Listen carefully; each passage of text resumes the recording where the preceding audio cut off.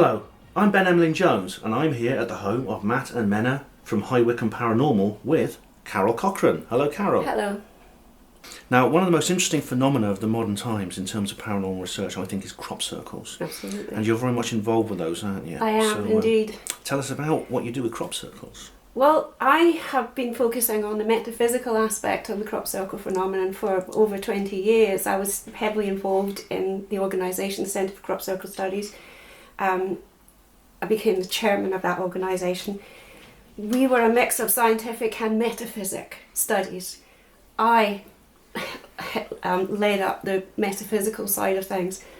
My particular research deals with encoded messages that are actually encoded within the place names where crop circles appear in the UK, in America, and in other parts of the world.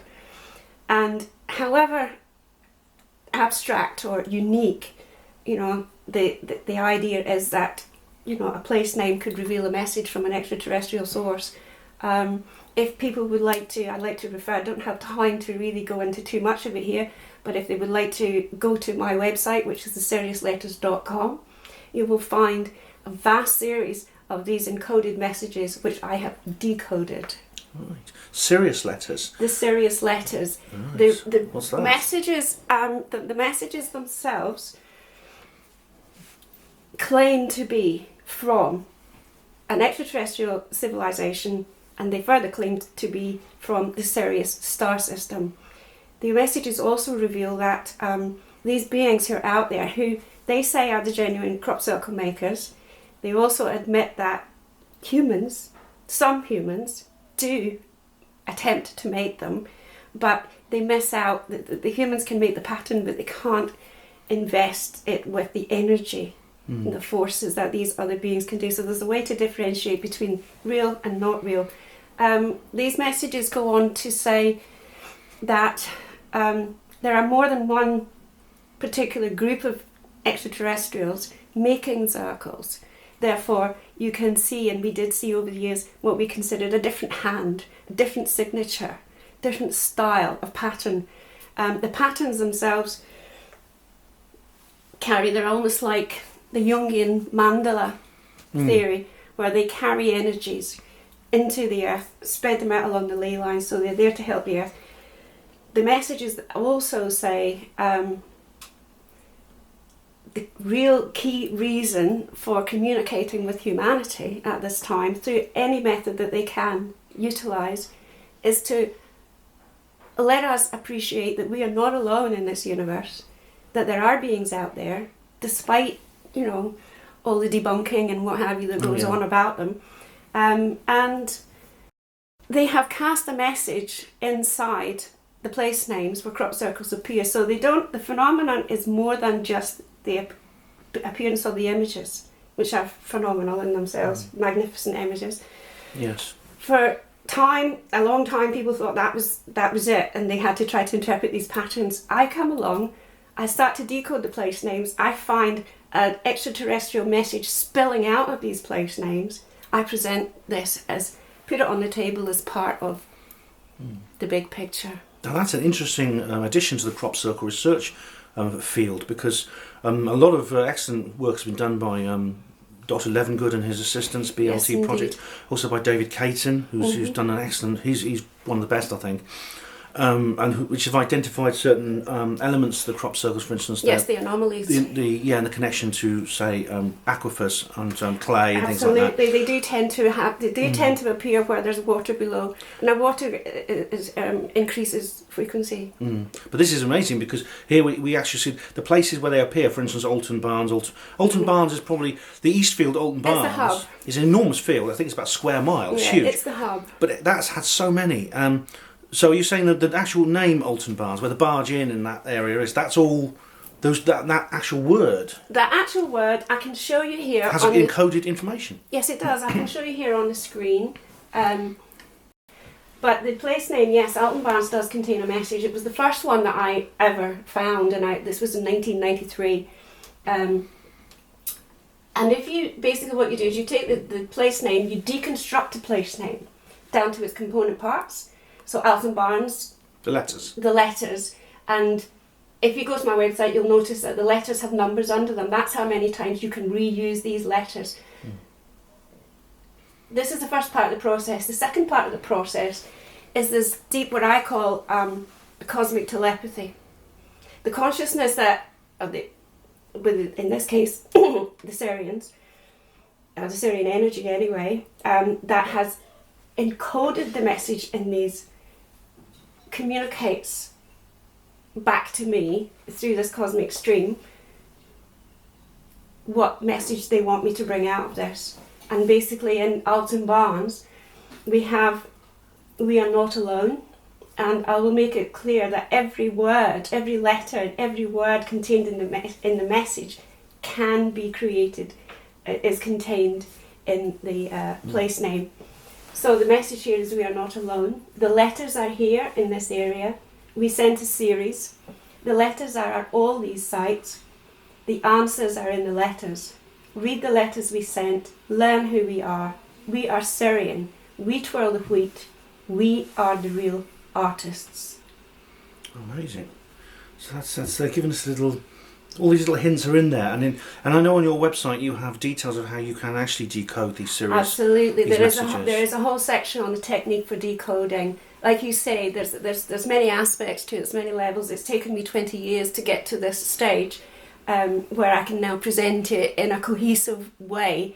You know, I had to learn at the beginning what it was. When I stumbled upon it, it was like, what is this? You know, how do I explain this? You know, it's taken time, and now I think through the commentaries that I've added to the transcripts on my website, I think you'll get a pretty clear understanding of what this is, where it came from, and why. It's very interesting because Sirius is, apart from the sun, it's the brightest star in the sky. It is. And there's some people in Central Africa who actually claim to have had contact with the Dogon people. Yes. And what's more, they had information about that star that's only visible now through telescopes. That's right. But they had no telescope. They knew about it. Mm. And they said, well, the beings from that star told us what their world was like. That's how right. we know these things. The Nomo. Yes, the they did. Yeah. They spoke of Sirius B. I've done quite a bit of a study into the Dogon tribe, and their claims that, you know, they originated from, or were seeded, basically, seeded by an extraterrestrial race, which they claim to be a Syrian race. Also, that same race, Syrians, are supposedly responsible for the seeding, the creation of the ancient Egyptian, the Sumerian. You're talking Mesopotamia. You're talking way back in time. So they've been interacting with our species. Yes. They've been interacting with the planet Earth and with humans for many millennia. Indeed. Since for as long as we've been here. We could go back. I think the first time the Egyptians called the first time, I think, was about 10,400 BC. That's supposedly the time of Atlantis. The time of Atlantis, or the time of the sinking of Atlantis, the last piece the end of Atlantis, the end of it. It's when the Ice Age ended. They say that this, the god Osiris ruled the earth at that time. And there's another thing that I'll just finish off with here. Also inside this place name, Alton Barnes, it continues after it says, we twirl the wheat, we are the real artists. It says Isis, star sister, Osiris, star brother, waits near here. Right. Isis, Osiris are with the 9, okay? That could be contentious for some people. The 9 are supposedly a group of 9 beings. The Council of 9. The Council of 9, yeah. But that did come out, and I it's not for me to... Yeah, fair enough. If that's the message you got, yeah. And then it says, it is his wish, it is her wish, Isis, Osiris, that the hate that is risen in the earth is laid to rest.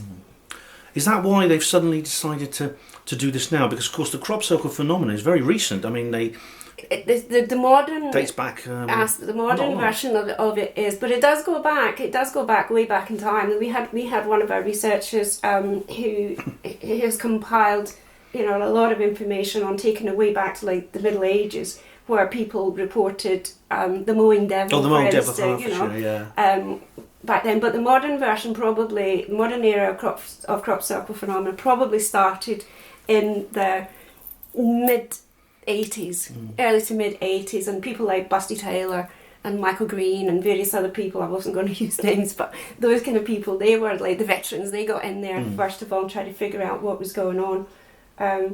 their heads almost spun on their shoulders when I came and presented all of this to them. Okay, it seems to have... Well, these things, I mean, these beings who are contacting us and using these crop circles to communicate, yes, it does have these enormous effects on people. I mean, the singer Reg Presley, yes, who of the Trogs, who big in the 60s they were, his life changed forever, he said, when at the age of 50, when he walked into the big crop circle at Alden Barnes in 1990. He just walked in and there was the big double pictogram, the one that Led Zeppelin used for the remastered album cover. Yeah. Yep, and he was like, he was completely blown away by it. He underwent a Kundalini experience almost. He wouldn't use that term in his book, but that's how I describe it. Have you ever been in one yourself? Yes. Yes. And well, I've been in several, and they do feel differently. I mean, I went into one which I found out later was man-made.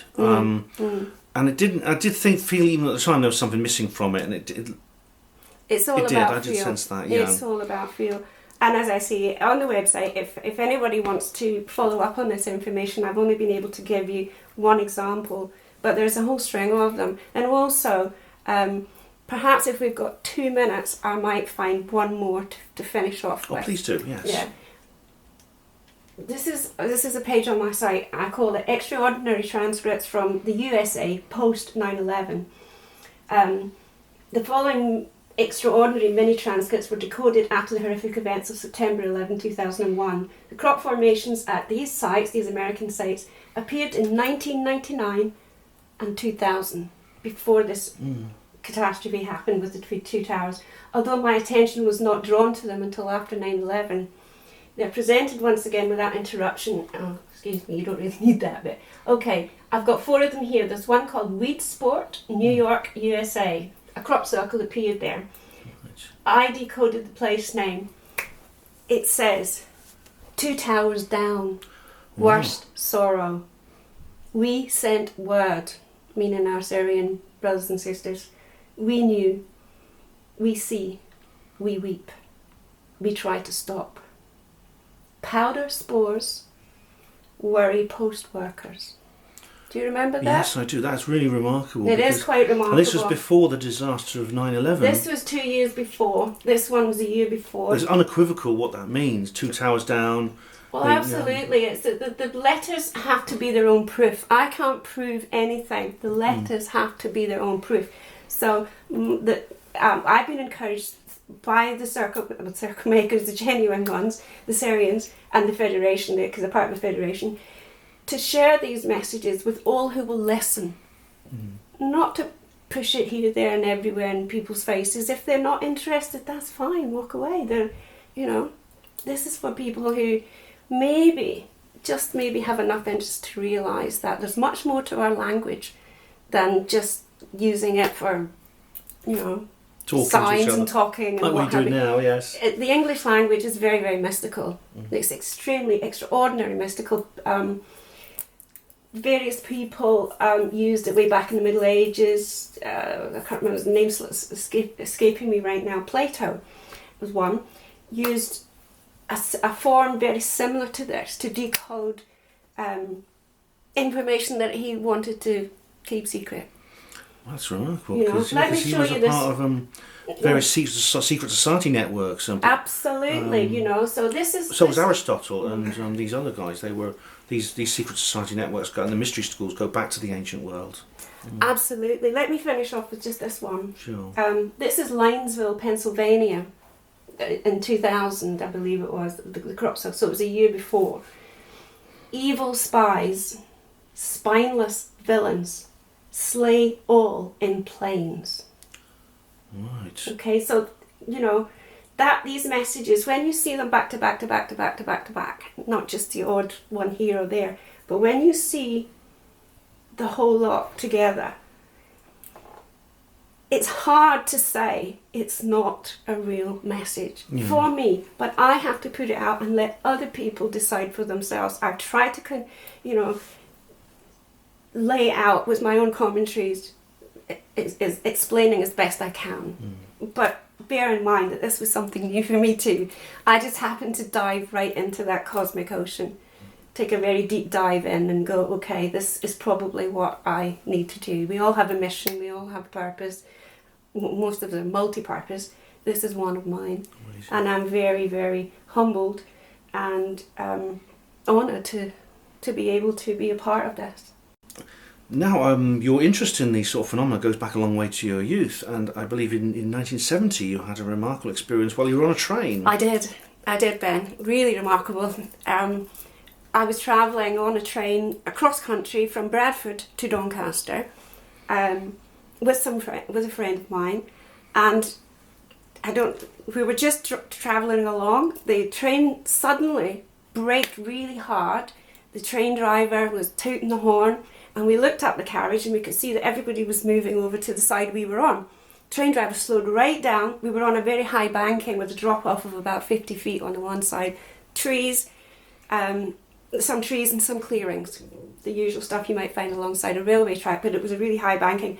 So we're all looking at what is the train driver? What's wrong? Was there an accident? We hit something? And suddenly there was this huge clearing 50 feet down, and right in the middle of it there was a craft, a UFO. I call it a UFO because it was unidentified to me. There was a perfectly round, Like a saucer-shaped object, silver. It had a band, a sort of broad band around the middle, that had what I called porthole windows at the time, but that was in 1970. They may well have been something to do with propulsion of the craft. Silver top and bottom, and above this band around the middle there was 2 rings of electric blue metal. I couldn't tell you what it was. It was just zinging. It was in this beautiful clearing. On the ground? On the ground. It was on 3 legs, and there was a small ladder coming out of it. We were high up, there was not a person in sight, there was no traffic, there was no cars parked, and we did consider that it might have been a prop for a film or something, but whatever that was, that really changed my view from considering the possibility of maybe there being an extraterrestrial reality that we don't know about, to believing that, yes, I crossed the metaphysical bridge, if you like, from dealing with, playing around with the concept, oh, that's interesting, but a bit spooky, to going, oh, really? From that point on, from 1970 onwards, it's been this kind of an exploration of, the mystical side of life. Do you think that actually triggered the path you're on now? Oh, absolutely. Absolutely. I mean, there was, this is not so much about me, but, it goes back beyond that. There was a whole series of synchronicities that led to me being on that train on that day. I wasn't planning on being there. I didn't even want to be there. I was dragged over to this part of town, country, by my friend. We were going off to the Isle of Wight to see Jimi Hendrix. And suddenly I'm looking at a UFO in a clearing, So I, yes, it's, I think since about the age of 2, I've been aware that there's something not quite, that somebody's not telling me something. And the mind has just got its antennas and its feelers out going, where can I find some sense beyond the 5 common senses, even beyond the 6th sense? Carol Cochrane, that's been really interesting talking to you. Thank you very much. Thank you very much, Ben. It's been a pleasure.